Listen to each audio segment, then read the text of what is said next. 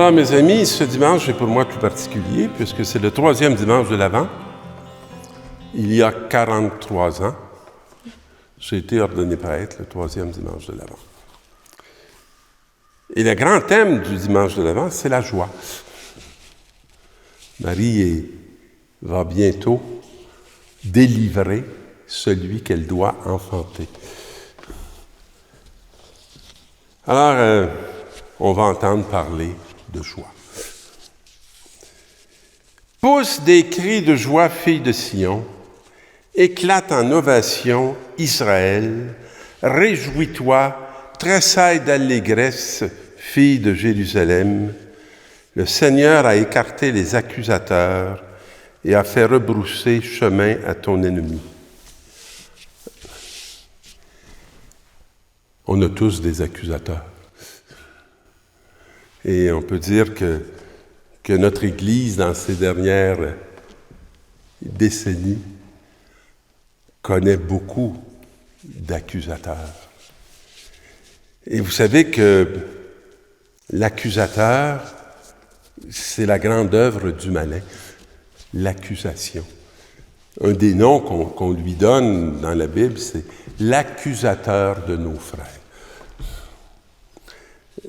J'ai toujours un peu de résistance à entrer dans la voie de l'accusation. Parce que d'abord, ça nous fait perdre la joie. Et ça ne nous établit pas dans la vérité puis dans la lumière. Alors, le roi d'Israël, le Seigneur est en toi.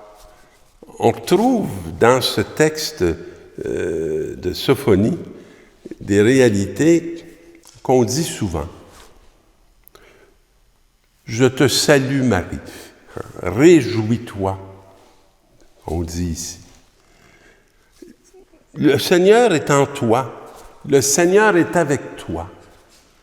C'est comme une réalité de ceux qui sont habités et enveloppés par cette tendresse de Dieu. Tu n'as plus à craindre le malheur, nous dit Sophonie.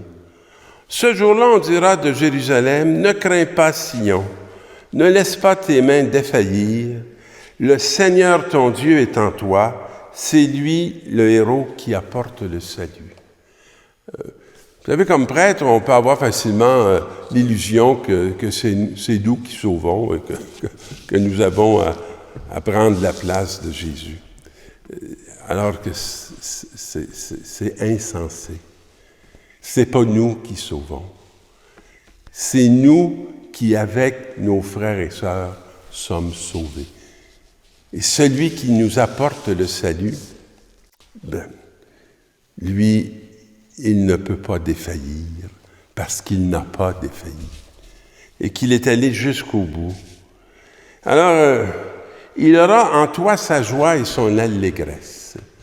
Moi, j'ai dans ma vie beaucoup de gens qui font ma joie et mon allégresse. Beaucoup de gens que je vois fidèles à ce Dieu qui les aime, fidèles à leur engagement, qui ont pris en face de ce Dieu qui aime. Il dansera pour toi avec des cris de joie comme au jour de fête. Alors, on est appelé à entrer dans cette fête. Et moi, là, je vais célébrer 43 ans de fête sacerdotale. Et ça, c'est quotidien. Et ce don qui m'a été fait d'être appelé à être prêtre, c'est pas une joie juste pour moi, c'est une joie pour tout ce peuple qui m'a comblé de joie par la grâce de Dieu, parce qu'il m'a ouvert les yeux, m'a ouvert les oreilles. Soyez dans la joie, le Seigneur est proche. Moi, je peux confirmer ça. Je trouve souvent le Seigneur très proche de moi. Et quand je sens qu'il est loin, c'est pas lui qui est loin, c'est moi qui s'est éloigné de lui. Laissez-moi vous le redire, soyez dans la joie. C'est pas une dimension secondaire, ça, dans la réalité de l'expérience de Dieu. Ne soyez inquiets de rien. Ça, je me suis répété et je me répète ça souvent. Quand je sens que l'inquiétude commence à m'envahir, Hein? Je me rétablis dans la réalité que je peux faire confiance parce qu'il est là, à nos côtés et à mes côtés. Et en toutes circonstances, dans l'action de grâce, priez et suppliez pour faire connaître à Dieu vos demandes. S'ouvrir dans la prière, s'ouvrir dans la réalité de ce qui nous habite et s'ouvrir à Dieu. Et la paix de Dieu qui dépasse tout ce qu'on peut imaginer gardera votre cœur et votre intelligence dans le Christ Jésus. Les foules qui venaient se faire baptiser par Jean lui demandaient « Que devons-nous faire? » C'est une question qui traverse vraiment tous les temps. Alors Jésus leur répondait « Ceux qui ont 2 vêtements, qu'ils partagent avec celui qui n'en a pas. » Alors, la dépossession. On a un monde qui est très favorable à nous apprendre à posséder. D'ailleurs, on veut qu'on possède beaucoup, parce que plus on va acheter, plus on est supposé de faire tourner l'économie, puis plus ci, puis plus ça. Mais moi, je connais une très bonne façon de faire tourner l'économie sans acheter. C'est partager. Partager, ça fait progresser l'économie, parce que ça fait progresser l'humanité. Alors, c'est que celui qui a en trop de ceci peut se partager avec l'autre qui est en manque de ceci. Mais l'autre qui est en manque de ceci pourra partager ce qu'il a en trop avec le manque de l'autre qui peut être d'un tout autre ordre. Celui qui a de quoi manger, qu'il fasse de même. Alors, pas être parcimonieux, ne pas avoir peur d'ouvrir sa table. Il ne faudrait pas que la pandémie fasse de nous des êtres qui ne sont plus capables de se rassembler, puis qui ne sont plus capables de s'attabler en fraternité. Alors, des publicains, des collecteurs d'impôts vinrent aussitôt se faire baptiser et lui dire « Maître, que devons-nous faire? » Alors, eux aussi, ils se demandent comment. Alors, n'exigez rien de plus que ce qui vous est fixé. Moi, comme confesseur, j'ai vite retenu cette phrase-là, que je n'étais pas dans un confessionnal pour exiger de plus que ce qui était demandé par Dieu. À leur tour, des soldats lui demandaient « Et nous, que devons-nous faire? » Alors, ne faites ni violence ni tort à personne. Ne leur dit pas quittez votre poste, vos fonctions. Non, non. Ne faites ni violence ni tort à personne. Contentez-vous de votre solde. Je me souviens au début, quand j'étais à l'école Victor Doré, puis que j'avais quand même un salaire selon les études que j'avais faites.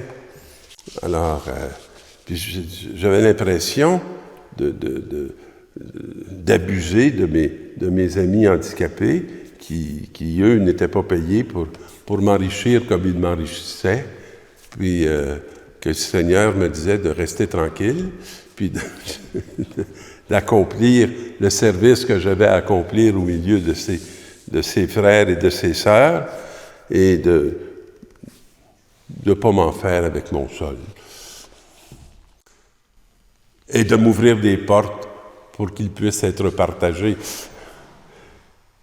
Et rassembler des paroissiens qui sont venus aussi chaque semaine, je dirais, où on faisait aussi des repas, où on se retrouvait facilement 40, 50 autour d'une table, avec des enfants dont plusieurs étaient sans famille. Alors, c'était l'abondance du salut qui était donnée. Alors, tous se demandaient si Jean n'était pas le Messie. Et ça représente beaucoup les gens qui, dans notre vie, sont des témoins. On se demande si ce ne sont pas eux qui sont le Messie. Alors, Jean dit, « Moi, je vous baptise avec de l'eau. Mais celui qui vient, qui est plus puissant que moi, et dont je ne suis pas digne de défaire la croix de ses sandales, il va vous baptiser dans l'Esprit Saint. » Alors, vraiment, ça, c'est extraordinaire. Dieu nous allume. Et Jésus, par sa passion, nous plonge dans, je dirais, au cœur des morts les plus intenses et les plus profondes de cette humanité, pour permettre à cette humanité de ressurgir par la grâce de l'Esprit. Il tient en main la pelle à vanner pour nettoyer son aire et battre le blé. Il amassera le grain dans son grenier, puis ça, c'est nous. C'est nous. Et quant à la paille, il la brûlera dans un feu qui ne s'éteint pas. Mais je ne trouve pas que ça m'énerve du tout, moi, ça.